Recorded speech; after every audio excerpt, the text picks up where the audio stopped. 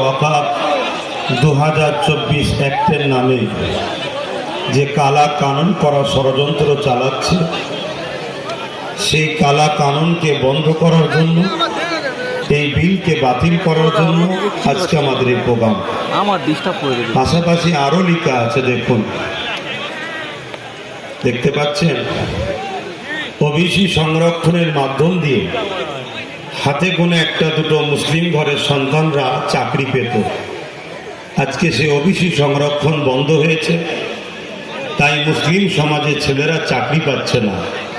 যাদেরকে পূর্ণ বহাল করা যায় সেই লক্ষ্য করে আমাদের কিন্তু আজকে এই জামায়াত এই প্রোগ্রাম। আরেকটা অপশন লিখে আছে, দেখুন, মাদ্রাসা শিক্ষাকে ধ্বংসের দিকে নিয়ে যাচ্ছে, মাদ্রাসা বা শিক্ষা বাঁচাবার জন্য আমাদের এই প্রোগ্রাম। ইতিপূর্বে কম বেশি যিনারাই আলোচনা করেছেন, বিভিন্ন বিষয়ের উপরই আলোচনা করেছেন, বিশেষ করে ওয়াকাফকে মেন গুরুত্ব দিয়েছে। কেন ওয়াকাফকে গুরুত্ব দিয়েছে? ওয়াকাফ হলো সবকিছুর মূল, আমাদের ইসলামের একটা পার্ট। তাহলে ওয়াকাফ যদি শেষ হয়ে যায় আমাদের অস্তিত্ব মিটে যাবে। তাই আমি এসেছি সংক্ষেপে দু কথা আলোচনা করব, কিন্তু আলোচনা করার আগে দুটো কথা বলবো। একটা কথা হচ্ছে, আমার যে মা বোনগুলো ওখানে দাঁড়িয়ে আছেন, আপনারা ওখান থেকে সরতে হবে। এটা কোনো রাজনীতির মিটিং নয় যে ছেলে মেয়ে একসাথে হুড়োহুড়ি করবে। তাই আমি এখান থেকে ঘোষণা দিচ্ছি, আপনারা আপনাদের জায়গায় সেই দূরে যেমন মা বোনেরা রয়েছে ওখানে যান। কেন আমি বিশ্বাসী, কত সংখ্যা বড় কথা নয়, আল্লাহ যার পক্ষে আছে কামিয়াবি তার আছে। তাই ইসলাম যখন এই সিস্টেমকে পছন্দ করে না, তাহলে আমি পছন্দ করতে পারবো না। দ্বিতীয় নম্বর কথা, যাদের হাতে আমাদের শান, আমাদের মান, আমার দেশের গর্ব, আমার দেশের নিশানা, জাতীয় পতাকা আছে, ওই পতাকার যথাযথ মর্যাদা দেবেন, পতাকাকে উঁচু করে রাখবেন। আরেকটা বিষয় বলি, যেসব ভাইরা কলেমা লিখা পতাকা এনেছেন বা হুজুরের রওজা মোবারকের ছবি দেওয়া পতাকা এনেছেন, আপনাদের প্রেমের স্বার্থে এটা করছেন ঠিকই, কিন্তু অতি ভক্তি চোরের লক্ষণ যেন না হয়। এই কলেমার জন্য লক্ষ কোটি মা তার সন্তান হারিয়েছে। এই কলেমার জন্য হাজারো হাজারো উলামাদের রক্তে পৃথিবী লাল হয়েছে, শুধু ভারত নয়। এই কলেমার জন্য, এই রওজা পাকের জন্য আজকে তামাম পৃথিবী জুড়ে এখনো সংগ্রাম চলছে বাতিলদের বিরুদ্ধে, নাইবাদীদের। অতএব ভালোবাসায় এনেছেন ঠিকই, কিন্তু এর যথাযথ মর্যাদা দেবেন। এবারে আসুন আমি আমার আলোচনার মূল দিকে আসি। মসজিদে আজান হয়েছে, কিন্তু আজকে খবর পেলাম আজকের দিনের জন্য নামাজ 4:30 হবে ইনশাল্লাহ, এটা খবর পেলাম। তো উজু করার টাইম রেখে তার আগে মুহূর্ত পর্যন্ত কথা বলবো, কিন্তু কথা বলার আগে নিশ্চয়ই আমার আগে বাইজিৎ ভাই বলছিলেন, তেনার আগে স্যার বলছিলেন, এলাকায় দীর্ঘদিন শিক্ষকতা করেছেন, কি নাম যেন, তৌহিদ সাহেব। হ্যাঁ, এ কথা ঠিকই, অত্যন্ত বেদনা দুঃখ নিয়ে বলছি। 2014-15 থেকে সংগ্রাম করছি, আন্দোলন করছি, এ সমাজকে, জাতিকে, কমকে বুঝিয়েছি যে একটা দিন আসছে যেদিন আপনি আপনার মসজিদে ঢুকতে যাবেন, মসজিদের সামনে AK-47 দাঁড়িয়ে থাকবে। এ আলোচনা করেছি না করিনি? এ কমকে আমি বলেছি যে একটা দিন আসবে তোমার ওয়াকাফ তোমার থেকে কেড়ে নেওয়া হবে।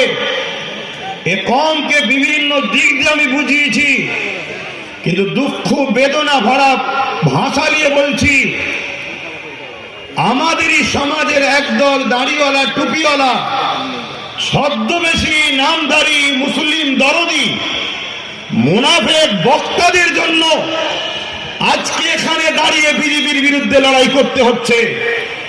যদি আজকে এই গাদ্দার গুলো যদি গাদ্দারি না করত, আমাদেরকে এখানে নেবে মূল্যবান সময় দিয়ে করতে হতো না। ইনশাআল্লাহ আজকে একটা চেয়ারের পা আমাদের যদি থাকতো, তাহলে যেখানে বিল তৈরি হচ্ছে ওখানে আমাদের লোক থাকতো। যখন এই বিল সংবিধান বিরোধী বিল, সঙ্গে সঙ্গে আমাদের লোক ওখানেই চেয়ার তুলে মারত যে তুমি দেশের বিরুদ্ধে করতো।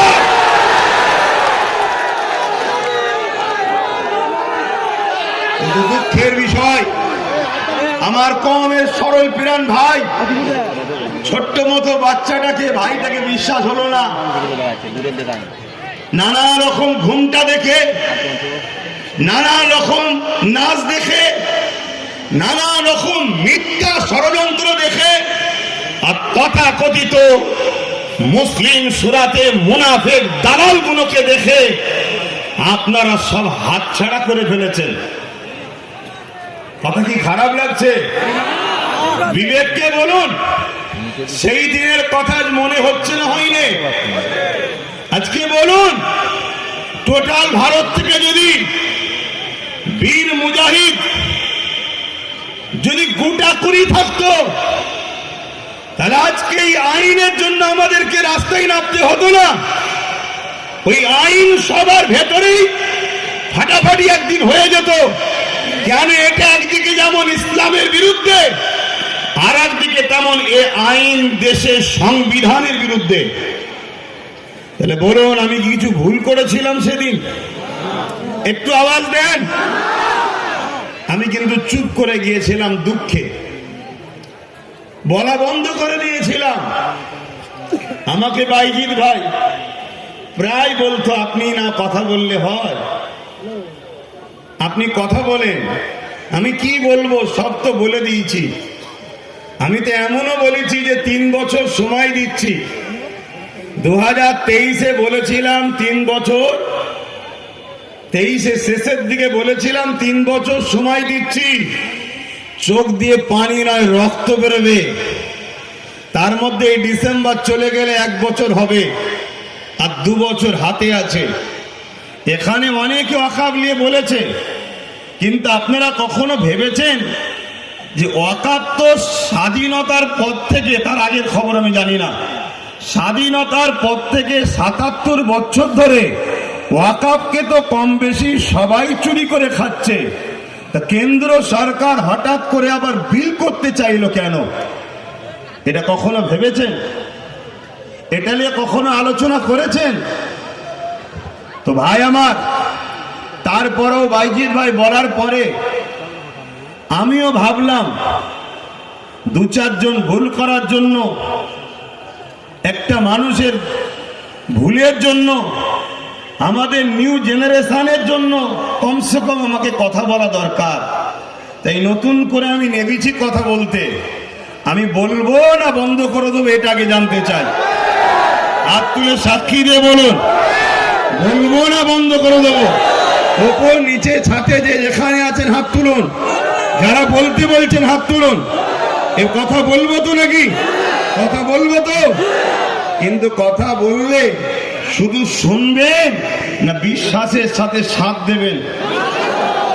আমার দেশের একজন মহানায়ক ছিলেন নেতাজি সুভাষচন্দ্র বসু। তিনি বলেছিলেন, তোমরা আমাকে রক্ত দাও, আমি তোমাদের স্বাধীনতা দেব। বলেছিলেন না? এই দেশের অনেকেই রক্ত দিয়েছে, তবে গর্বের সাথে বলছি, ইসলামের অনুসারীরা 93,000 কম বেশির মধ্যে 63,000 প্লাস ইসলামের অনুসারীরা নিজের দেশ মাতৃভূমির জন্য রক্ত দিয়েছে। সেই জায়গাতে নেতাজির কথাকে সামনে রেখে আমিও আজকে সেই ভারতের নাগরিক হিসাবে যদি বিশ্বাস রাখতে পারেন, আমি আপনাদের কাছে কথা দিয়ে যাচ্ছি, আমার মুজাদ্দেদ জামানের রুহানি বাচ্চা ফকির সাহেব হুজুর নামে যিনি খ্যাত, সেই দরবার থেকে বলে যাচ্ছি, আপনারা যদি বিশ্বাসের সাথে লোভ না করে, গাদ্দারি না করে যদি আমার সাথ দেন, আগামী দিন ওয়াকাফ কেন আপনাদের দিকে কেউ চোখ তুলে তাকাবার আগে সে নিজেকে অন্ধ হওয়া ভালো মনে করবে।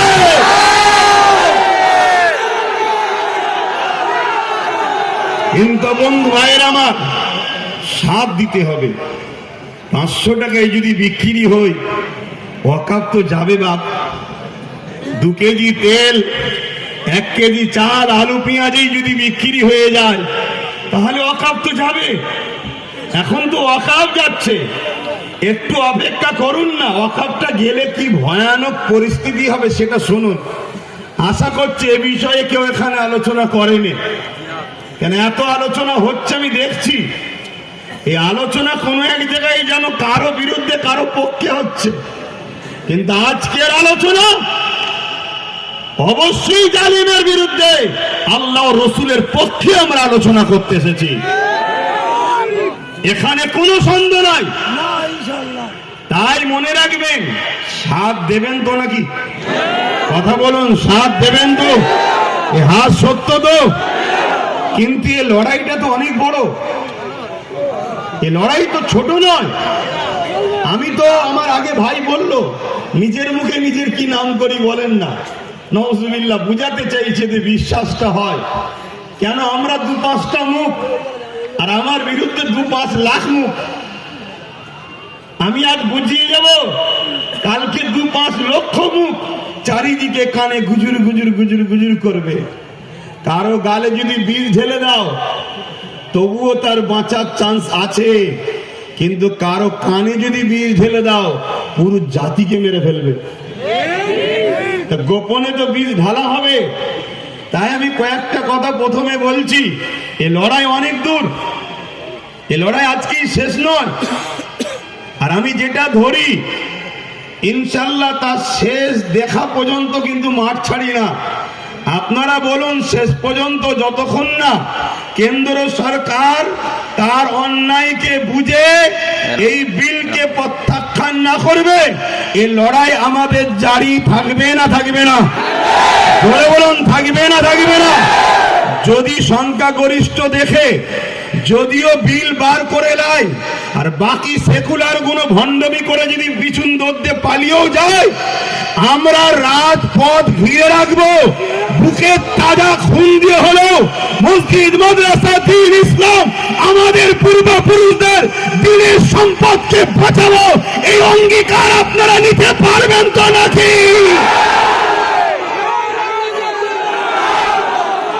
এই লড়াই আজকে শেষ নয়। আপনাকে প্রয়োজন হলে সব ত্যাগ করতে হবে। 1 মাস হোক, 2 মাস হোক, 4 মাস হোক, 5 মাস হোক, 1 বছর হোক, পশ্চিম বাংলার নাগরিক আমরা। পশ্চিম বাংলার রাজধানী কলিকাতার বুকে প্রয়োজন হলে 50 লক্ষ যুবক ছেলে, স্ত্রী, পরিবার, সন্তান, গ্রামবাসী ছেড়ে দিয়ে কলিকাতাকে 1-2-3 মাস, 1 বছরের জন্য প্রয়োজন হলেও দখল করে রাখবো, রাজি আছে? আন্দোলনে কে বলে? আন্দোলনে কে বলে? লোক জড়ো করে ফটো তুলিয়ে নেতাকে বলবো না এত আমার দিকে আছে, 2-10 কোটি দাও, তোমার গুণটা গেয়ে দেবো। ও ছেলে আব্বাস সিদ্দিকী নয়। আমি পরের গুণ গাইতে যাবো, কারণ আমার ঘরেই তো আল্লাহ করে নেতা পাঠিয়েছে। এই জানেন না নওশাদ সিদ্দিকীকে? আমার ঘরের কথা বুঝছেন না, বোঝেন না? তো এই জন্যে বলি, এটা আমার ধর্মীয় পাঠ।